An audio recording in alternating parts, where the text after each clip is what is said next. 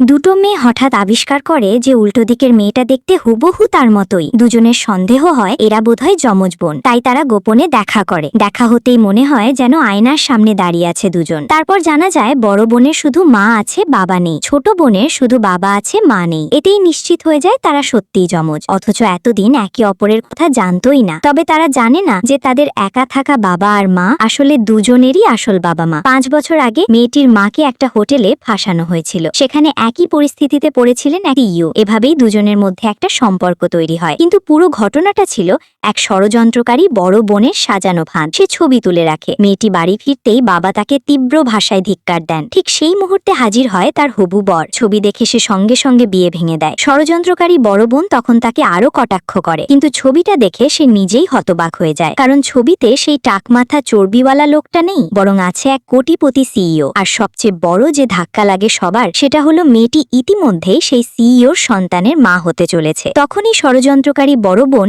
একটা নোংরা পরিকল্পনা আঁটে। সে মেয়েটিকে আটকে রাখে। 9 মাস পর জোর করে সন্তান প্রসব করায়। তারপর মেয়েটির আপত্তি উড়িয়ে দিয়ে সে বাচ্চাটাকে নিয়ে সিইওর বাড়িতে হাজির হয়, বলে এটা তার নিজের সন্তান। এইভাবে অন্যের সন্তানকে পুঁজি করে ষড়যন্ত্রকারী বড় বোন হয়ে ওঠে সেই সিইওর হবু বউ। কিন্তু কেউ জানতো না মেয়েটি আসলে যমজ সন্তান বহন করছিল। সবাই চলে যাওয়ার পর সে টের পায় পেটে আর একটা শিশু এখনো আছে। তখন সে আবার প্রসব করে, একটি মেয়ে জন্ম দেয়। তারপর একা পালিয়ে বিদেশে চলে যায়। 5 বছর চোখের পলকে কেটে যায়। মেয়েটি এতদিনে হয়ে উঠেছে বিশ্বমানের এক অলৌকিক ডাক্তার। এবার সে চুপচাপ দেশে ফেরে, মনে একটাই সংকল্প, যারা তাকে কষ্ট দিয়েছে তাদের হিসাব বুঝিয়ে দেবে। কিন্তু ফিরতে না ফিরতেই বিমানবন্দরে সিইওর সাথে দেখা হয়ে যায়। আর দুই যমজ মেয়ে একে অপরকে দেখেই চিনে ফেলে। সেই মুহূর্তে দুই মেয়ে মিলে ঠিক করে যেইভাবেই হোক তাদের বাবা মাকে আবার মেলাতে হবে, বিয়ে করাতে হবে। বন্ধুরা, দুই যমজ কি পারবে তাদের বাবা মাকে এক করতে? আর এমন আরো কিছু দেখতে আমাকে সাবস্ক্রাইব করে দাও।